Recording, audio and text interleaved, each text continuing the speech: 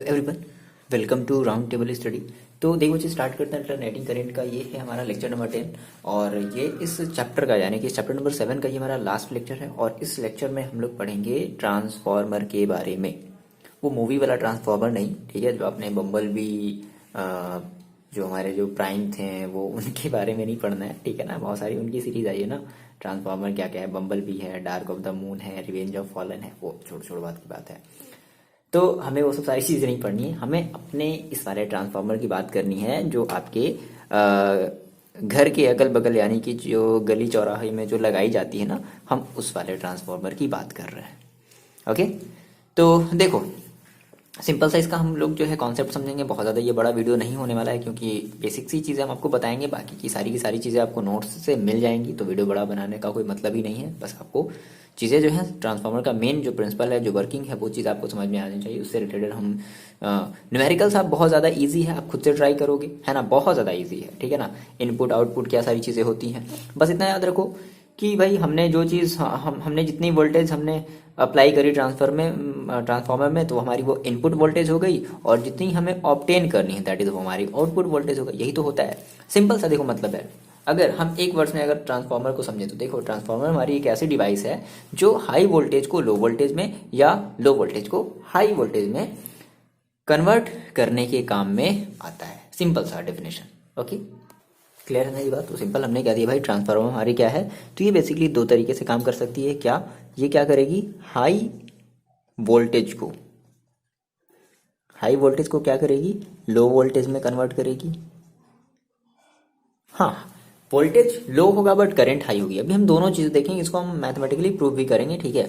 दूसरी चीज क्या है कि अगर मान लो अगर लो वोल्टेज है तो ये लो वोल्टेज को क्या करेगा, हाई वोल्टेज में कन्वर्ट करेगा, ठीक है। आपको एक बढ़िया सा नोट्स मिल जाएगा, बस यहाँ से आप जल्दी जल्दी ये जो है देखते चलो, ठीक है। नोट्स जा करके डिस्क्रिप्शन बॉक्स से डाउनलोड कर लेना, मजा आ जाएगा पढ़ करके, ठीक है। बहुत ज़्यादा आपको यहाँ पे देखो, बहुत ज़्यादा बड़ा टॉपिक बनाने से क्या मतलब है, ओके।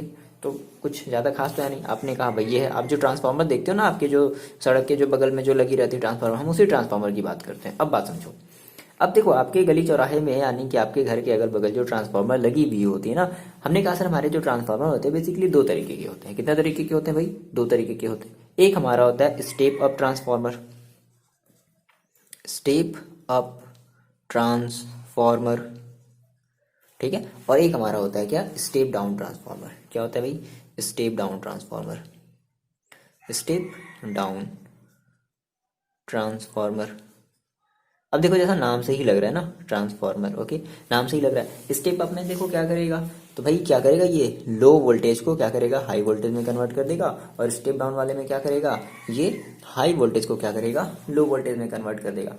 समझ गए। जैसे हमारे जो घर के बगल में या फिर कहीं पे जो मतलब हमारे घरों में जो लाइन है ना, हमारी जो इलेक्ट्रिसिटी जो करंट जो हमें लाइट जो मिल रही है, ठीक है, वो बेसिकली हम यूज करते हैं स्टेप डाउन ट्रांसफार्मर का यूज करते हैं। किसका यूज करते हैं भाई, स्टेप डाउन ट्रांसफार्मर, है ना।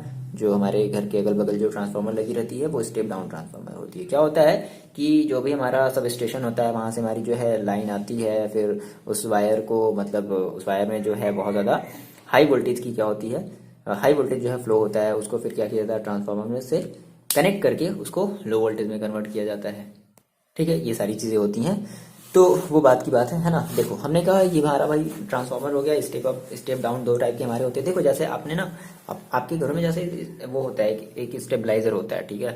तो वो बेसिकली है ना, कभी कभी क्या होता है कि जैसे आपकी मान लो वोल्टेज कम हो गई तो आप क्या करते हो, आप उसकी वोल्टेज को क्या करते हो, इंक्रीज करते हो। तो समथिंग वैसा ही समझ सकते हो, लेकिन हम उस बड़े वाले ट्रांसफार्मर की बात करते हैं जो हमारे घरों के जो बाहर लगी हुई रहती है। ओके ओके, ठीक है ना। देखो अब हम इसकी बात करते हैं प्रिंसिपल की, कि सर अब इस ट्रांसफार्मर का ये जो प्रिंसिपल है एग्जैक्टली ये कौन से प्रिंसिपल पर वर्क करता है। ओके ठीक है, तो प्रिंसिपल, ठीक है, किस सिद्धांत पर ये वर्क करता है भाई। देखो ये हमारा जो ट्रांसफार्मर है वो बेसिकली वर्क करता है हमारे म्यूचुअल इंडक्शन पर। किस पर वर्क करता है, म्यूचुअल इंडक्शन। आपको पता है कि भाई एक कॉइल में क्या करो, करंट फ्लो कराओ। अब उस कॉइल में क्या होगी, इंड्यूस्ड ईएमएफ क्रिएट होगी, एक फ्लक्स क्रिएट होगा, फिर उस फ्लक्स के थ्रू दूसरे वाले कॉइल में भी क्या हो जाएगी, इंड्यूस्ड करंट या इंड्यूस्ड ईएमएफ प्रोड्यूस हो जाएगी। यही तो होता था, हमने म्यूचुअल इंडक्शन के बारे में हमने पढ़ा था ना। तो समथिंग कुछ वैसा ही है। ओके अच्छा देखो, अब इसकी वजह से अब हमने कहा भाई ये म्यूचुअल इंडक्शन पर वर्क करता है, मतलब हमें फ्लक्स में चेंजेस करना पड़ेगा। तो सिंपल सी बात है कि अगर आपको फ्लक्स में चेंजेस करवाना है दैट मीन्स आपको अल्टरनेटिंग करंट ही लेना पड़ेगा। समझ में आ गई बात? तो इसलिए हम ट्रांसफार्मर जो मतलब ट्रांसफार्मर में जो है ना हम केवल एसी करंट का ही यूज कर सकते हैं, डीसी करंट नहीं यूज कर सकते। क्यों? क्योंकि डीसी करंट देखो ऐसे सिंपल ऐसे चली जाती है। एसी करंट क्या होता है? एसी करंट कुछ इस तरीके से क्या करती है, फ्लक्चुएट होते हुए मूव करती है। तो फ्लक्चुएट होते हुए मूव करेगी तो तभी तो इसकी वजह से क्या होगा, वो बात की बात अभी हम लोग समझेंगे। हमारा जो कोर है एक बार क्या होगा, मैग्नेटाइज्ड होगा, फिर दूसरी बार डीमैग्नेटाइज्ड होगा। तो इस तरीके से क्या होगा, फ्लक्स में चेंजेस आएगा। तो उसी फ्लक्स की वजह से जो हमारी जो दूसरी वाली कॉइल है उसमें एक इंड्यूस्ड ईएमएफ क्रिएट हो जाएगा। सिंपल सी बात, ठीक है। तो हमने कहा भाई प्रिंसिपल इसका हमारा सिंपल सा है, क्या करता है ये म्यूचुअल इंडक्शन पर वर्क करता है। और क्या होते हैं, देखो दो कॉइल अटैच्ड होते हैं, दो कॉइल। भाई म्यूचुअल इंडक्शन का मतलब ही क्या है कि हमें हमारे पास कितने कॉइल होने चाहिए, दो कॉइल होने चाहिए। एक वाले में कॉइल में हम अपनी जो है हमारी जो भी अमाउंट ऑफ करंट होगी या जो भी अमाउंट ऑफ वोल्टेज होगा हम उसको फ्लो कराएंगे, और दूसरे वाले कॉइल में हम अपनी डिजायर्ड वैल्यू को ऑब्टेन करेंगे। और ये बेसिकली डिपेंड करता है नंबर ऑफ कॉइल पर। क्लियर है? नंबर ऑफ कॉइल पर। अब इसी के बेसिस पर हमारे जो ट्रांसफार्मर होते हैं ना वो बेसिकली दो तरीके के होते हैं, है ना। इसी नंबर ऑफ कॉइल पर देखो भाई दो कॉइल होंगे, एक हमारा प्राइमरी होगा, एक हमारा सेकेंडरी होगा। तो इसी प्राइमरी और सेकेंडरी, है ना, प्राइमरी में हम क्या करेंगे, इनपुट हमेशा है। अभी हम ये सब बातें बाद में करेंगे फिलहाल, ठीक है ना। तो हमने कहा कि अब जो प्राइमरी कॉइल है या जो सेकेंडरी कॉइल है तो में भी उसकी जो नंबर ऑफ टर्निंग है या तो प्राइमरी की ज़्यादा हो सकती है या सेकेंडरी की ज़्यादा हो सकती है। समझ रहे हो? तो कोई भी दो पॉसिबल कंडीशन हो सकता है। तो उसी के बेस पे नंबर ऑफ टर्निंग के ही बेसिस पर हमने हमारा ये जो ट्रांसफार्मर है वो दो तरीके का हो जाता है, स्टेप अप और स्टेप डाउन। अभी समझते हैं। तो हमने कहा सर आपको प्रिंसिपल समझ में आया। सिंपल, ये प्रिंसिपल कौन सी प्रिंसिपल वर्क करता है, म्यूचुअल प्रिंसिपल, म्यूचुअल इंडक्शन पर ये वर्क करता है। ठीक है, कि अगर हम किसी भी एक कॉइल में, है ना, अगर हम करंट फ्लो कराएंगे तो क्या होगा, उसके थ्रू एक उस भाई कॉइल है, कॉइल मीन्स क्या, दैट इज एक इंडक्टेंस, है ना ये। तो अब इस कॉइल में अगर करंट फ्लो करा रहे हो तो क्या होगा, तो इससे जो भी फ्लक्स क्रिएट होगा, यानी कि क्या होगा, ये एक मैग्नेटिक फील्ड क्रिएट करेगा। तो अब इसके थ्रू जो भी फ्लक्स क्रिएट होगा, फ्लक्स मतलब जान रहे हो ना, ठीक है, कि जो भी मतलब हमारे क्लोज सरफेस से जो भी हमारी जो लाइन होकर के जाती है उसी को हम क्या कहते हैं। और ये कैसी, परपेंडिकुलर होनी चाहिए। मैंने आपको ये सारी चीज़ें बताई हैं, ठीक है। थोड़ा सा आप रिवाइज करो पिछले वाले टॉपिक को।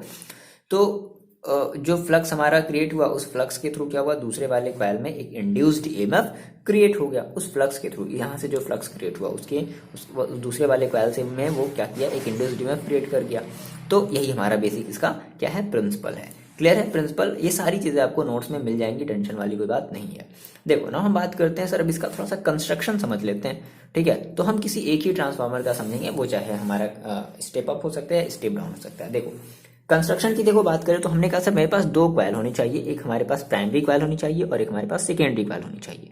प्राइमरी कॉइल में क्या करेंगे, हमेशा याद रखना है, प्राइमरी कॉइल में हम अपने अल्टरनेटिंग सोर्स को, यानी कि जो भी हम वोल्टेज अप्लाई करना चाहते हैं, है ना, हम उस प्राइमरी वाले कॉइल में उस वाले वोल्टेज को सप्लाई करेंगे। और सेकेंडरी में हम जितने भी वोल्टेज की मतलब जितना भी हम वोल्टेज ऑब्टेन करना चाहते हैं वो हमें कहाँ से मिलेगा, सेकेंडरी। ऐसे समझो कि हमारा जो प्राइमरी कॉइल है वो जस्ट एक्ट करेगा एज अ इनपुट की तरह, है ना। हमने इनपुट में कितनी वोल्टेज दी है, और सेकेंडरी कॉइल से हमें क्या मिलेगा, अपना डिजायर्ड आउटपुट मिलेगा।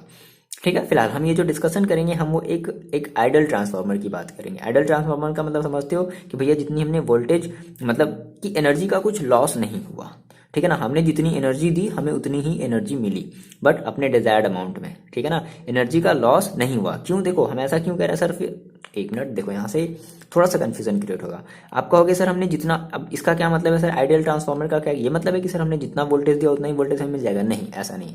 यहाँ पे हम दो बात बोलते हैं कि अगर हम हाई वोल्टेज से लो वोल्टेज में जा रहे हैं तो दैट इज हाई वोल्टेज की करंट क्या होगी, लो होगी। और अगर हम लो वोल्टेज को ऑब्टेन कर रहे हैं तो हमारी उसकी करंट क्या होगी, ज्यादा होगी। तो ये एक रेशियो मिलता है, उसी रेशियो के मतलब उसी रेशियो के रिस्पेक्ट में वो सारी की सारी वैल्यू घटती और बढ़ती है। हाई वोल्टेज है तो लो करंट होगी, और अगर हमें लो वोल्टेज मिली तो हाई करंट होगी। बट अगर हम आइडियल ट्रांसफार्मर की बात करें तो एनर्जी का जो मतलब एनर्जी जो होगी ना वो क्या होगी, सेम होगी। आइडियल की बात करेंगे, बट कोई भी चीज़ आइडियल नहीं होती है, आप ये जानते हो, ठीक है। तो हम ट्रांसफार्मर के केस में भी हम यही देखेंगे कि ऐसा कुछ भी आइडियल नहीं होता है, उसमें भी एनर्जी का लॉस होता है, वो बात की बात है। इतनी बात आपको समझ में आ रही, मतलब हम लोग टॉपिक से तो भटक तो नहीं रहना, ठीक है फिलहाल। ठीक है, तो हमने कहा भाई प्रिंसिपल हमारा हो गया ना। हम इसकी बात करते हैं थोड़े से कंस्ट्रक्शन की। कंस्ट्रक्शन की थोड़ी बात कर ली जाए। देखो बहुत ही सिंपल सा कंस्ट्रक्शन है। हमने कहा, देखो आपने देखा भी होगा, जैसे आपको अपने फिगर पे ये एक छोटा सा ट्रांसफॉर्मर दिख रहा होगा। देखो इसमें आपको कोर दिख रहे हैं, ठीक है। इसमें आपको जो है बेसिकली इसमें आपको कोर दिख रहा है, ठीक है। फिर इसमें हम क्वाइल क्वाइल भी ऐड करते हैं। वो अब जैसे किसी भी छोटे से स्टेबलाइजर को आप खोलोगे ना, तो उसमें जो ट्रांसफार्मर वाला जो पार्ट है आप उसको जब निकालोगे ना, ऐसा करना नहीं वरना मार पड़ेगी। काफ़ी महंगे महंगे उनके सामान आते हैं, ठीक है। ये जो छोटा सा जो क्वाइल है ना, ये काफ़ी ज़्यादा लगभग 2000 के आसपास का आता है, तो काफ़ी महंगे होते हैं इनके जो सामान होते हैं। तो फिलहाल ऐसा नहीं करना, सिंपल से देखो हम आपको बताते हैं। हमने कहा कि बेसिकली हमारा जो ट्रांसफार्मर है, इसमें सबसे पहले क्या होते हैं भाई, इसमें सबसे पहले एक हमारी होती है प्राइमरी क्वाइल। ध्यान से मेरी बात समझो, एक हमारी होती है क्या, एक हमारी होती है प्राइमरी क्वाइल और एक हमारी होती है क्या, सेकेंडरी क्वाइल। क्या होती है भाई, सेकेंडरी क्वाइल होती है। अब हमारी देखो जो प्राइमरी क्वाइल है वो हमेशा हम इसको क्या करते हैं, हमेशा हम इसको जो है अपने अल्टरनेटिंग सोर्स से जोड़ते हैं। दैट इज हम इसमें इनपुट देते हैं प्राइमरी वाले क्वाइल में, और सेकेंडरी क्वाइल से हमें क्या करती है, हमें क्या मिलती है, हमें अपने डिजायर्ड आउटपुट मिलती है।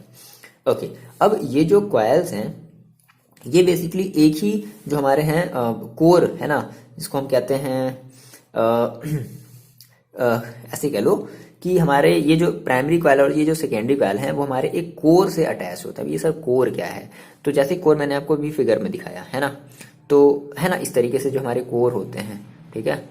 तो इनको क्या किया जाता है, आपस में बहुत सारे कोर को ऐसे मतलब ये हमारे आयरन के है ना, आयरन बेसिकली हमारा ये जो है ये हमारा फेरोमैग्नेटिक होता है, ठीक है। रीजन क्या है फेरोमैग्नेटिक होने का, अभी हम आपको आगे बताएंगे। तो बहुत सारे आयरन के ऐसे ऐसे क्या होते हैं, अलग अलग तरीके के शेप होते हैं, उनको आपस में एक दूसरे को चिपका करके क्या किया जाता है, बनाया जाता है। या फिर एक केवल ऐसा ये भी हो सकता है ना, इनको बहुत सारी चीजों को ऐसे लगा करके आपस में एक कोर बनाया जाता है, ठीक है। अब उसी कोर के बीच में क्या किया जाता है, क्वाइल्स को रखा जाता है, और क्वाइल्स के थ्रू और वो जो क्वाइल्स होती है ना, उन क्वाइल्स को इन कोर्स में लपेट दिया जाता है, ठीक है। मतलब एक एंड में प्राइमरी क्वाइल, एक एंड में सेकेंडरी क्वाइल। मेरी बात समझो, कुछ इस तरीके से, जैसा कि आपको फिगर भी अपने पीडीएफ में दिख रहा होगा, या फिर चलो देखो हम बनाते हैं। हमने कहा सर कुछ इस तरीके से होना चाहिए।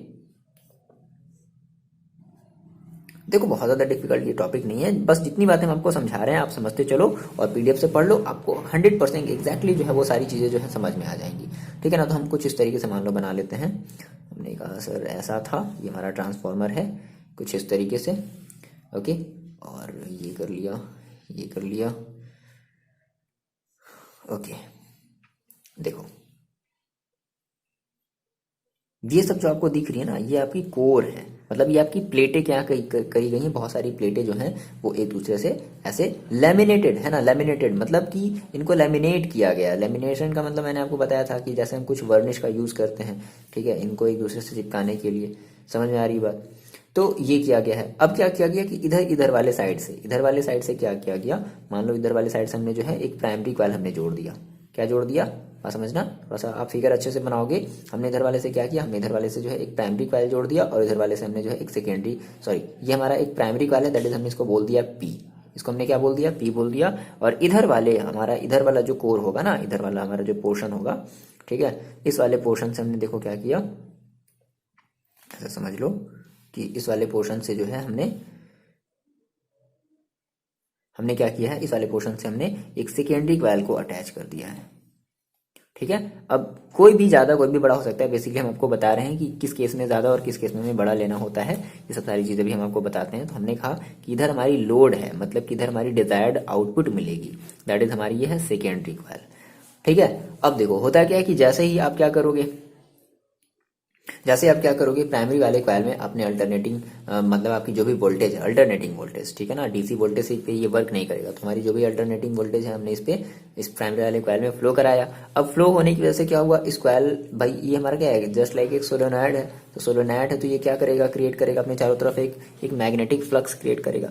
समझ रहा है। फिर ऐसे समझो कि जब हमारी करंट जब ऐसे चल रही होगी, तो जब फर्स्ट मतलब हाफ साइकिल में हमारा ये जो कोर है, ये जो कोर दिख रहा है ना, ये लोहे का पूरा जो कोर है ना, ये फर्स्ट हाफ साइकिल में क्या हुआ होगा, मैग्नेटाइज्ड हुआ होगा। फिर सेकेंड हाफ साइकिल में क्या हुआ होगा, क्या हो गया होगा, डीमैग्नेटाइज्ड हो गया होगा। तो अब मैग्नेटाइज्ड और डीमैग्नेटाइज्ड होने की वजह से क्या हो रहा होगा, एक फ्लक्स क्रिएट हुआ। अच्छा, फ्लक्स में चेंजेस भी हो रहा होगा। क्यों फ्लक्स चेंज क्यों हो रहा होगा, तो बेसिकली इसके मैग्नेटाइज्ड और डीमैग्नेटाइज्ड होने की वजह से फ्लक्स में चेंजेस आ रही होंगी, है ना, फ्लक्स चेंज हो रहा होगा, ऐसे समझ लो कि फ्लक्स हमारा चेंज हो रहा होगा। अब जब फ्लक्स चेंज हुआ, ठीक है, तो अब भाई देखो फ्लक्स चेंज हुआ तो इसका मतलब है कि लेंज लॉ वहां पे हमारा बेसिकली लगेगा। तो वहां पे क्या होगा, वहां पर एक इंड्यूस्ड ईएमएफ क्रिएट हो जाएगा, ठीक है, इंड्यूस्ड ईएमएफ क्रिएट हो जाएगा। और ऐसे समझो, देखो इसको ऐसे समझते हैं, हमने कहा कि भाई जो भी हमारा फ्लक्स जो भी क्रिएट हो रहा है और फ्लक्स में चेंजेस आ रहे हैं, तो ये जो फ्लक्स है वो डायरेक्टली हमारा किससे अटैच होगा, देखो ये सभी के सभी क्या है, आपस में अटैच्ड है ना। तो ये जो फ्लक्स होगा, है ना, वो डायरेक्टली हमारा किससे अटैच होगा, वो हमारे हो जाएगा डायरेक्टली सेकेंड वाले कॉइल से। और सेकेंड वाले कॉइल में उस फ्लक्स चेंजेस की वजह से, सेकेंड वाले कॉइल में फ्लक्स चेंजेस, भाई देखो ये पूरा का पूरा आयरन कोर है, तो हर जगह क्या हो रहा होगा, फ्लक्स चेंजेस हो रहा होगा।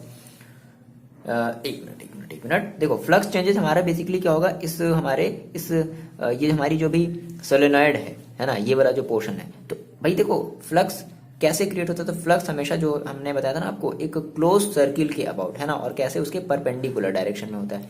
तो ये जो हमारी जो भी ये जो सर्किल है ना, इसके थ्रू क्या हो रहा होगा, फ्लक्स क्रिएट हो रहा होगा, ठीक है। और ये जो फ्लक्स है वो हमारी सेकेंडरी कॉइल में जा रही होंगी, और उसकी वजह से क्या हो रहा होगा, एक इंड्यूस्ड ईएमएफ या एक वोल्टेज क्या हो रहा होगा, क्रिएट हो रहा होगा, ठीक है ना। यहां से हम एक बात करते हैं ट्रांसफॉर्मर रेशियो की, वो कैसे आता है। देखो हमने कहा कि मान लो भाई हमारे पास जो है प्राइमरी क्या था, प्राइमरी कॉइल था, और हमारे पास क्या है, सेकेंडरी कॉइल है, सेकेंडरी कॉइल है। अब बात समझो, प्राइमरी कॉइल और सेकेंडरी कॉइल है, तो मान लिया भाई कि प्राइमरी कॉइल में जो नंबर ऑफ जो टर्न्स हैं, नंबर ऑफ जो टर्न हैं वो मान लो एनपी है, दैट मीन्स एनपी। और सेकेंडरी कॉइल में जो नंबर ऑफ टर्न्स हैं, नंबर ऑफ टर्न, वो मान लो एनएस है, एनएस दैट मीन्स सेकेंडरी। ये दो बातें आपको समझ में आ रही हैं, प्राइमरी कॉइल में नंबर ऑफ टर्न्स एनपी है, सेकेंडरी कॉइल में नंबर ऑफ टर्न एनएस है। अच्छा, अब मान लेते हैं कि यहाँ पे बेसिकली हम यहाँ पे क्या मान करके चल रहे हैं कि नो लीकेज, कोई भी लीकेज नहीं हो। देखो लीकेज कहने का मतलब क्या है कि जितनी फ्लक्स क्रिएट हुई ना, जितनी फ्लक्स प्राइमरी वाले कॉइल के थ्रू क्रिएट हुई ना, सेम उतनी ही फ्लक्स जो है वो जाकर के सेकेंडरी कॉइल में जा रही है। तो जिसके थ्रू क्या हो रहा है, जिसके थ्रू हमारा एक जो है ईएमएफ इंड्यूस्ड हो रहा है। नो लीकेज के केस में ले रहे हैं, लेकिन ऐसा नहीं होता है, ये कोई ऐसा जरूरी नहीं है ना। हम यहाँ पर नो लीकेज, दैट इज हम ये अब हमें एक आइडियल कंडीशन की तरफ बढ़ रहे हैं। नो लीकेज मीन समझ में आ गई बात। नो लीकेज का मतलब क्या है कि जितनी फ्लक्स क्रिएट हुई प्राइमरी कॉइल से, उतनी फ्लक्स कहाँ चली गई, सेकेंडरी वाले कॉइल में, दैट मीन्स नो लीकेज, ठीक है। तो हमने कहा सर कि अगर हम इन केस ऑफ अगर हम नो लीकेज मान लेते हैं तो क्या होगा, देखो हमने कहा सर हमारी फाई होगी, फाई हमारी क्या बेसिकली मैग्नेटिक फ्लक्स होगी। क्या होगी, मैग्नेटिक फ्लक्स, मैग्नेटिक फ्लक्स, जो कि यही मैग्नेटिक फ्लक्स क्या होगा, दोनों कॉइल से क्या होगा, रिलेटेड होगा, है ना। तो magnetic flux linked LINKED, okay, linked with both coil, ठीक है। ये दोनों कॉइल से, ये सारी चीजें आपको नोट्स में मिल जाएंगी, टेंशन वाली बात नहीं है, ठीक है। Magnetic flux linked with both coil. तो इस केस में हमने कहा कि भाई अपना आप वो रूल अप्लाई करो, Faraday's law of electromagnetic induction, जो भी आपका जो ईएमएफ प्रोड्यूस्ड होता था, ठीक है ना। तो हमने कहा sir by using Faraday's law of electromagnetic induction,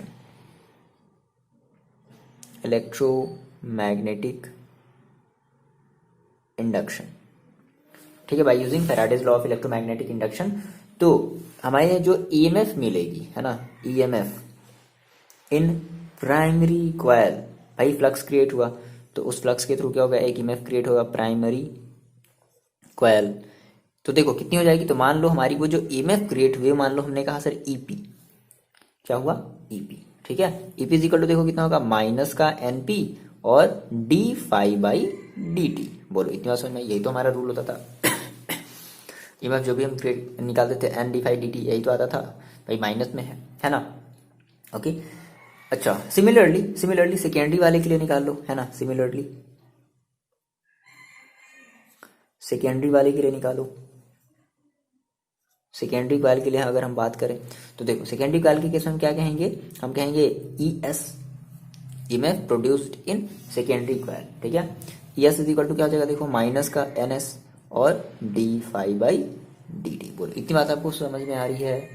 क्या करो, इन दोनों को आपस में डिवाइड करो। दैट मीन सेकेंडरी वाले कॉइल की जो मैग्नेट जो ईएमएफ है उसको प्राइमरी वाले से डिवाइड करो। हमने कहा सर क्या होगा, E S upon E P is equal to, देखो ये डिफाई से डिफाई डी टी कट जाएगा, डिफाई डी टी से डिफाई डी टी कट जाएगा, माइनस से माइनस कैंसिल हो जाएगा, तो क्या बचेगा N S upon N P. क्या बचेगा भाई, N S upon N P. अब बात समझना, N S upon N P बचा।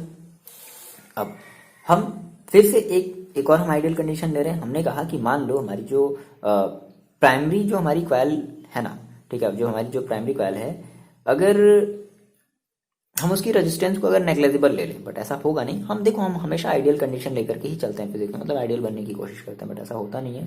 तभी तो हम उसके नज़दीक पहुंचते हैं ना, आइडियल बनने की कोशिश करोगे तभी तो उसके नियर अबाउट आओगे।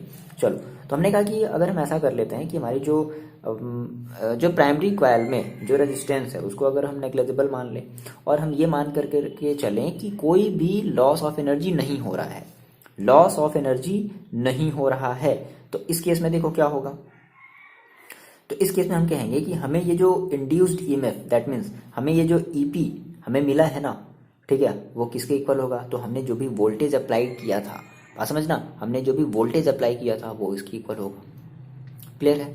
फिर हमने ये भी कहा कि फिर अच्छा, फिर हमें जो लोड के अक्रॉस, ठीक है, मतलब कि हमें अपने आउटपुट वाले सेक्शन में हमें ये जो ईएस मिला है, ठीक है, वो देखो वो भी किसके इक्वल होगा, तो वो भी हमारे जो है, मतलब हमें जो डिजायर्ड वैल्यू होगी वो उसके इक्वल। देखो डिजायर्ड वैल्यू कहने का मतलब क्या है कि एग्जैक्टली हमें डिजायर्ड वैल्यू तो नहीं मिलेगा, कुछ ना कुछ वैरी होगा। क्यों, लॉसेस की वजह से। बट यहाँ पर हम अभी लॉसेस को नहीं ले रहे हैं। समझ में देखो बात आई, हमें यहाँ से ये एक चीज मिली, ठीक है ना। तो हमने कहा कि ठीक है, अब हम एक आइडियल कंडीशन लेते हैं, और हमने उस आइडियल कंडीशन में हमने ये कहा कि मान लो हमारी जो प्राइमरी सर्किट की जो रेजिस्टेंस है ना, रेजिस्टेंस ऑफ प्राइमरी सर्किट, ठीक है, रेजिस्टेंस ऑफ प्राइमरी सर्किट, वो मान लेते हैं कि क्या है, नेग्लेजिबल है, नेग्लेजिबल है, ठीक है। प्राइमरी सर्किट की जो रेजिस्टेंस है वो क्या है, वो मान लेते हैं कि क्या है, नेग्लेजिबल है। ओके, एक मिनट यार, क्या लिख दिए, resistance of primary circuit let करते हैं क्या, नेग्लेजिबल है, नेग्लेजिबल है। ओके, अच्छा, इस केस में और हम ये भी मान रहे हैं कि कोई भी एनर्जी का लॉस नहीं हो रहा है, एनर्जी का लॉस नहीं हो रहा है, मीन्स अब and no loss of energy, no loss of energy, energy का कोई भी लॉस नहीं हो रहा है। देन इस केस में देखो क्या हो जाएगा, देन हम ये कह सकते हैं क्या कि ईएमएफ इन, है ना, इसको डायरेक्टली ऐसे लिखते हैं, बात समझो। हमने कहा कि then EMF in primary coil, तो कितना है भाई, EP is equal to voltage applied. तो हमने कितनी वोल्टेज, मान लो कि हमने जो है वो मान लो वीपी जो है वोल्टेज अप्लाई करी। भाई देखो कॉइल था, प्राइमरी कॉइल था, हमने उसमें क्या किया, हमने उसमें वीपी जो है वो वोल्टेज अप्लाई किया। तो इस केस में हमने कहा भाई, हमने क्या कहा कि हमारी जो भी ईएमएफ हमारी जो भी इंड्यूस्ड हुई थी वो हमारे किसके, वो हमारे अप्लाइड वोल्टेज के, प्राइमरी कॉइल में हमने जो भी वोल्टेज अप्लाई की थी वो हमारे उसके इक्वल है। सिमिलरली अगर हम बात करें अपने सेकेंडरी अपने सर्किट की बात करें या सेकेंडरी कॉइल की बात करें, तो उस पर हमने फिलहाल अभी कोई भी लोड अप्लाई नहीं किया है, ठीक है। तो हमने कहा कि अब इस केस में देखो, यानी कि इस केस में सिमिलरली मान लो हमने कहा कि हमारे जो हमारी जो आउटपुट वाली जो हमारी जो टर्मिनल है, दैट मीन्स हमारी जो सेकेंडरी कॉइल है, तो उस सेकेंडरी वाली कॉइल में देखो कितनी हमारी ईएमएफ कितनी इंड्यूस्ड है, दैट इज हमने कहा सर ईएस, है ना। और ये जो ईएस है वो मान लो हमारे वीएस के इक्वल है। वीएस का मतलब क्या है, वीएस का यहाँ पर मतलब है कि हमने जो है कितना वोल्टेज, ऐसे कह लो कि हमें कितना वोल्टेज चाहिए था, है ना, तो जितना वोल्टेज हमें चाहिए था वो हमें इसके थ्रू ये चीज मिला। ओके, ये बात ठीक है। अच्छा, इस केस में तो हमने कहा भाई ये दोनों ही आपस में फिर क्या है, आपस में इक्वल है। तो क्या इसी इक्वेशन को हम कुछ ऐसा भी लिख सकते हैं, क्या लिख सकते हैं sir, E S upon E P is equal to V S upon V P is equal to N S upon N P, ठीक। और ये जो हमें यहाँ से ये जो रेशियो यहाँ से, यानी कि इनकी देखो, इनकी जो वैल्यू होगी वो किसी ना किसी वैल्यू के इक्वल होगी। तो मान लो हमने कहा सर इनकी वैल्यू जो है वो आर के इक्वल है, किसके इक्वल है, आर के इक्वल है। अब यही हमारा जो आर है इसी को हम लोग कहते हैं ट्रांसफॉर्मर रेशियो। क्या कहते हैं, इसी आर को हम लोग क्या कहते हैं, इस आर को हम लोग कहते हैं transformer ratio. Okay, transformer ratio that is हम इसको आर से रिप्रेजेंट, कोई भी एक वैल्यू आई होगी। अभी हम यहाँ से भी हमें करंट की भी हमें एक रेशियो लेते हैं, बात मेरी समझना थोड़ी सी, ठीक है। अब देखो अगर हम बात करते हैं, अब यहाँ से हमारे जो है इसी आर पर हमारा जो है स्टेप अप और स्टेप डाउन ट्रांसफॉर्मर डिपेंड करता है। इसी आर पर हमारा स्टेप अप और स्टेप डाउन ट्रांसफॉर्मर डिपेंड करता है। कैसे सर, देखो अगर हमने कहा कि इस आर की वैल्यू, ठीक है, अगर 1 से अगर ज्यादा है, बात समझना, इस आर की वैल्यू हमने कहा कि if R is greater than 1 तो हमारा जो ट्रांसफॉर्मर होगा वो क्या होगा, वो हमारा होगा स्टेप अप, ठीक है। एंड आर की वैल्यू मान लो 1 से कम है तो हम कहेंगे हमारी जो ट्रांसफॉर्मर होगी वो कैसी होगी, वो हमारी होगी स्टेप डाउन ट्रांसफॉर्मर होगी। तो बातें समझ में आई, स्टेप अप और स्टेप डाउन, ठीक है। अच्छा, यहां से हम एक करंट का भी रिलेशन लेते हैं कि सर अब करंट पर देखते हैं क्या इफेक्ट पड़ेगा। जैसे मैंने आपको बताया था कि अगर वोल्टेज लो है तो हाई करंट की हम बात करेंगे, या फिर अगर हाई वोल्टेज है तो हम लो करंट की बात करेंगे। क्या मतलब है इसका, देखो समझते हैं। देखो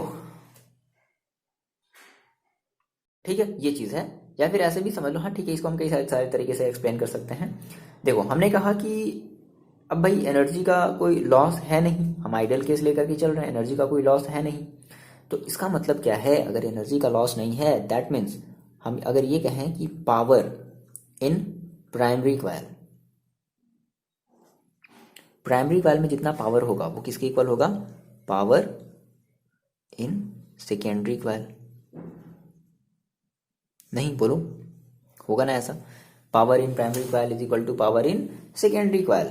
तो पावर का आप देखो, पावर का फॉर्मूला क्या जानते हैं, P इज इक्वल टू, अभी हमने कल वाले लेक्चर में हमने डिस्कस किया था, P is equal to V into I. तो V into I that means, अब V मान लो वोल्टेज वाला है तो भाई सभी आपस में इक्वल है, तो हमने कहा सर VS इंटू आई। अब मान लेते हैं कि आई जो है ना, अब प्राइमरी कॉइल की बात करें तो प्राइमरी कॉइल में अलग करंट होगा, दैट इज हमने इसको ले लिया IP is equal to, secondary coil की बात करें तो सेकेंडरी वाले कॉइल में अलग जो है करंट फ्लो होगा, तो हमने कहा voltage that means VP secondary VS into IS, ठीक है। अब यहाँ से ऐसा करो, एक मिनट, प्राइमरी है ना यार, क्या ही कर रहे हैं सर आप। देखो यहाँ से ऐसा करो, VS अपॉन VP बनाओ, तो VS अपॉन VP बनाने के लिए क्या करना पड़ेगा, इस VP को इस तरह भेजना पड़ेगा, that means VS upon VP is equal to क्या हो जाएगा, IP अपॉन IS। और देखो इस VS अपॉन VP को हम किसके इक्वल रख सकते हैं, हम इसको रख सकते हैं क्या, NS अपॉन NP। अब यहाँ से मेरी बात एकदम ध्यान से देखो समझना, देखो हमने कहा कि अगर VS upon VP is equal to IP upon IS is equal to NS upon AP है, तो इसी को बेसिकली हम लोग वही इसको भी हम लोग जो है ट्रांसफॉर्मर रेशियो भी बोलेंगे। अब यहाँ से देखो दो बातें समझना, हमने कहा अब सर स्टेप अप का क्या मतलब है एग्जैक्टली बताओ। हमने कहा सर स्टेप अप ट्रांसफॉर्मर, देखो हमने कहा कि भाई देखो अगर हम बात करते हैं स्टेप अप ट्रांसफॉर्मर की, ठीक है, तो वोल्टेज जो होगा हमारा